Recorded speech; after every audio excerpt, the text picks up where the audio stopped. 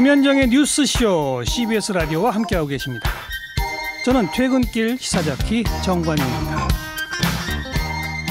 윤정우님, 여의도 조진웅 씨 맞네요. 멋있습니다. 꼭 전하겠습니다. 이택수 대표 가시는 길에. 3899님, 어린이집 운전기사 분이 전화 연락을 주셨네요. 예. 이번 사고 이후에 남은 어린이가 있는지 꼭 확인하고 버스 앞문을 항상 열어두신답니다. 이분은. 이거 참 현명한 방법입니다. 그러니까 확인한다고 했는데도 혹시라도 날지 모르는 사고에 대비해서 앞문을 그냥 열어놓고, 거기 뭐 훔쳐갈 거 없으니까 열어놓고 나오신답니다. 3899님 현명하십니다. 김소영님, 슬리핑 차일드 체크 버튼 당장 도입 찬성합니다. 사람이 먼저 아닙니까? 8482님, 예산은 무슨 예산입니까? 어린이집에서 자진해서 이거는 설치할 일 아닌가요? 그러셨고요. 손자가 어린이집 다니는데 교사들 잡무가 너무 많은 것 같다. 그 부분도 좀 해결해달라. 신향수님의 문자도 들어와 있습니다. 변상욱 대기자 맞이하겠습니다. 어서 오십시오. 네, 안녕하십니까. 손녀가 생기셨어요. 그래서 이런 이 사고들이 이제 이런 뉴스들이 예사롭게 들리지 않으실 것 같아요. 이제 할아버지의 심정. 그렇죠. 이제는 어떻게 하다 제가 할아버지가 됐습니다. 그러게요. 마음이 좀 무거우면서 또 변상욱 대기자 보니까 축하드려야 하고. 국가와 사회에 무거운 책임감을 느끼고 있습니다. 그래요. 이런 제도에 대해서도 이제는 누구보다도 더 앞장서 주셔야 됩니다. 예, 인솔교사가 근데 운전석에서 운전하던 분이 내려서 확인하다 보면 또 뭐 갑자기 기어가 풀렸다든가 뭐 이상이 생길 수 있어 운전석에 앉아 있어야 될 것 같고 반드시 인솔하고 동행하는 보조교사가 반드시 있어야 되고 확인을 갖다 철저히 해야 되겠는데 그러기에는 학원들이 영세해서 그렇게 할 수 있을지는 모르겠습니다. 매번 차에 인솔자가 2명씩 탄다. 또 만만치는 않을 것이고. 네. 풀어야 될 숙제들은 많아요. 저는 그래서 최소한으로 할 수 있는 게 슬리핑 차일드 체크 제도인 것 같아요. 그거는 이제 사람은 필요 없으니까 그거라도 좀 당장 하자 건의를 드리면서 할아버지라고 누가 믿겠습니까? 변상욱 대기자를 참 젊어 보이시네요. 이런 문자들로 위로를 드리면서 변상욱 대기자 축하드리면서 오늘 기자 수첩은 뭐 가지고 오셨어요? 물은 셀프라고 식당에 써 있는데 이제는 쿠데타도 셀프 해서 친이 쿠데타 얘기를 오늘 해야 될 것 같습니다. 친이 쿠데타. 자, 주말 사이에 기무사에서 작성한 문건이 좀 더 나왔어요. 그러니까 지난번에 이철희 의원이 내세운 게 발견한 것이 8페이지였는데 거기에 별책부록 형식의 세부 자료 67페이지가 더 나온 거죠. 그렇죠. 예. 영어로 하면 셀프 쿱이라고 이제 하겠습니다만은 그러니까 정의를 내리면 합법적인 수단을 통하여 이미 권력을 갖고 있는 사람이 합법적으로 권력을 갖고 있는 사람이 쿠데타를 스스로 일으켜서 입법부 국회를 해체하거나 헌법을 무효화시키면서 자기의 권력을 강화하는 걸 친이 쿠데타라고 얘기를 합니다.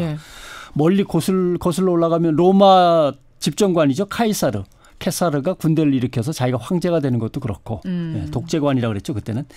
일본의 천황이라고 불리는 왕이 있는데 막부가 권력을 쥐고 있으니까 쿠데타를 일으켜서 막부를 밀어내고 자기가 실제적인 권력자가 되는 경우도 있었고 프랑스에서는 나폴레옹 같은 경우가 이제 대표적인 거죠. 그렇죠. 대통령이었는데 이제 황제로 올라가는 거죠. 친이 쿠데타를 통해서. 현대로 더 들어서면 무솔리니도 마찬가지입니다. 그다음에 히틀러도 친이 쿠데타를 통해서 당연히 총통으로 올라가는 거죠. 총통제 하니까 생각나는데 우리 역사 쪽으로 건너오면 어떻습니까? 우리 역사 쪽으로 건너오면 최초의 친이 쿠데타는 역시 이승만 대통령입니다. 1952년 이제 5월로 얘기할 수 있는데 대통령을 한 번 더 하고 싶어요. 그리고 헌법을 바꿔야 돼요. 헌법을 바꾸려는데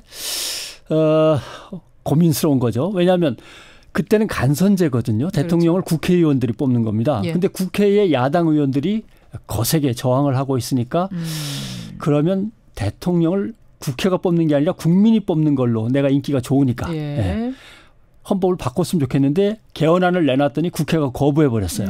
그러니까 개헌안을 통과시켜서 다시 대통령이 돼야 되겠는데 방법이 없을까 하다가 관제 데모를 먼저 일으킵니다. 뭐 돈을 줬겠죠. 갑자기 국민들이 막 시위대가 되어서 몰려오더니 야당 의원들을 협박하고 막 그것도 모자라니까 갑자기 경상남도와 전라남북도에 계엄령을 선포하고 국회의원 12명을 국제공산당과 연계된 빨갱이로 보인다. 라고 하고 다 체포해 갑니다. 예. 그러면서 국회를 열어가지고 그걸 발췌개헌이라고 그러죠. 대통령을 한 번 더 할 수 있는 주요한 요소들만 항목들만 골라서 통과시켜버리고 자기가 대통령을 한 번 더 할 수 있도록 발판을 마련하는 게 이제 친위 쿠데타. 박정희 대통령도 예. 국가재건 최고회의 의장 시절이죠. 그러니까 쿠데타 5.16을 일으켜서 대통령은 아니지만 국가재건 최고회의 의장으로서 실권을 완전히 장악했습니다. 그렇죠. 근데 약속을 했거든요. 군대로 돌아가겠다고. 그렇죠. 예, 나라가 안정되면 군대로 돌아가겠다. 근데 사실 대통령을 하고 싶어요. 하고 싶죠. 예. 마음은 하고 싶죠. 어쩌겠습니까? 예. 부하들한테 야 대통령 한 번 더 해야겠는데 그러니까 부하들이 발끈하면서 안 되십니다. 예. 군의 명예를 떨어뜨리시면 안 됩니다. 군으로 돌아가십시다. 라는 부하들도 있고 예 맞습니다. 하셔야죠. 이렇게 하면서 충동질하는 부하들도 있고 고민이 많았던 거죠. 결국은 그래서 친위 쿠데타를 기획했다는 거잖아요. 그렇죠. 그래서 자기 만주 군관학교, 일본 군관학교 한해 후배이자 그다음에 일본 육사 한해 후배인 최모 장군, 정확하게 이름 얘기하면 최주종 장군입니다만 최모 장군한테 야 네가 쿠데타를 좀 일으켜주라. 그럼 내가 쿠데타를 진압한다는 명분으로 예. 군대를 갖다 다시 불러 모아가지고 예. 정권을 더 강화하면서 오랫동안 계엄령을 쭉 끌고 가면서 중앙정보부도 만들고 그렇죠. 자금도 확보해서 여당도 만들고 그렇죠. 이렇게 해서 내가 대통령을 아무래도 해야겠다라고 했는데 예. 최 장군이 못하겠습니다. 5.16 쿠데타 때는 도와드렸지만 이거는 곤란하다고 생각합니다. 라고 해서 결국 그 양반은 쫓겨나죠. 그럼 쿠데타를 일으켜서 도와준 사람들은 어떻게 되는 거예요? 일단 친위 쿠데타니까 체포는 하는 척을 합니다. 예. 대개는 최 장군 같은 경우는 해외에 망명시켜줄게. 가서 몇 년 있다가 빼돌려줄게. 쉬다 와. 몇 년 있다 돌아오면 다시 한번 너를 갖다가 기용을 하마. 이제 이런 식으로 얘기가 있었다고 하는데 아무튼 나중에라도 불러들여서 자리를 마련해 주면 되는 거죠. 그래서 실제로 그 당시 박정희 대통령 되기 전이니까 박정희 의장이 나름대로 혁명을 반대했던 사람들 다 쳐내버립니다. 그 쿠데타를 반대했던 사람들을 다 쳐내버리는데 마침 또 이상하게 쿠데타에 반대해서 쫓겨난 사람들이 다 함경도 출신이어서 이걸 갖다가 알라스카 토벌 작전이라고 그러죠. 추운 데 살던 사람들을 다 내쫓는다 그래가지고 그런 일이 있었습니다. 지금 친위 쿠데타, 우리나라의 쿠데타 역사까지 쭉 훑어봤는데 이번 기무사 건에 대해서는 변 기자는 어떻게 보세요?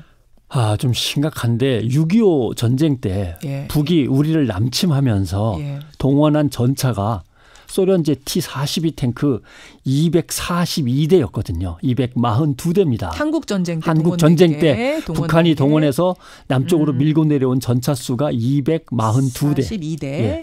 근데 이번에 광화문, 여의도 등 서울을 에워쌀 전차를 갖다 숫자가 나왔지 않습니까? 탱크가 200, 장갑차가 550.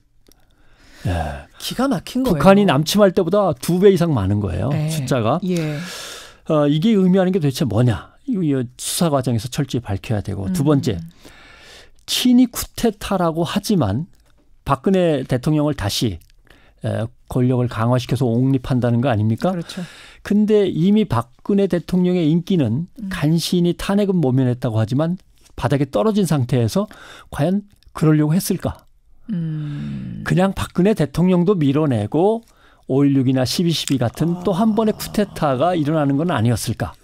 그런 생각도. 그러려니까 12.12 사태에서 가해졌던 언론 탄압과 보안사의 언론 검열 계획까지 그렇게 큰 계획이 필요했던 거지. 그냥 이미 탄핵은 기각됐고 대통령은 제자리로 갔고 한 상황에서 뭘 그리 이렇게 꼼꼼하고 촘촘한 쿠데타 계획이 필요한 것이냐. 거기까지는 저는 생각을 못했는데. 이런 아예 것도 그러니까 이게 지금 탄핵이 안 됐을 경우의 시나리오였던 그렇죠. 거잖아요. 박근혜 대통령 당시 대통령을 다시 옹립하기 위한 국권화하기 위한 계획이 아닌 박 대통령까지도 밀어버리고 뭔가를 도발하려고 했던 건 아닌가라는 시나리오도 가능하다. 왜냐하면 여당이 다수를 차지해서 국회에서 제1당으로 탄탄하게 자리를 잡고 있고 대통령은 탄핵을 모면하고 그러면 다음에 불거는 노무현 대통령 때 보셨지만 탄핵 역풍이라는 게 있잖아요. 그렇죠? 그러면 그 다음 정권은 더 탄탄해질 수 있는 건데 인기가 떨어진 대통령을 두고 뭔가 다른 생각을 할 가능성은 충분히 있다라고 하는 거죠.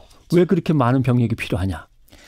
거기다 또 나온 것이 통행금지령까지 아예 이런 것까지 지금 꼼꼼하게 다 해놨다는 것이. 그다음 이제 세 번째로 생각해 볼 수 있는 거는 태극기를 들고 거리에 나섰던 보수 진영 시위대가 그때 이미 군대밖에 없다. 군대가 나서야 한다라는 캐치프레이즈가 적힌 피켓 시위를 계속 있었어요. 하고 있었단 말이죠.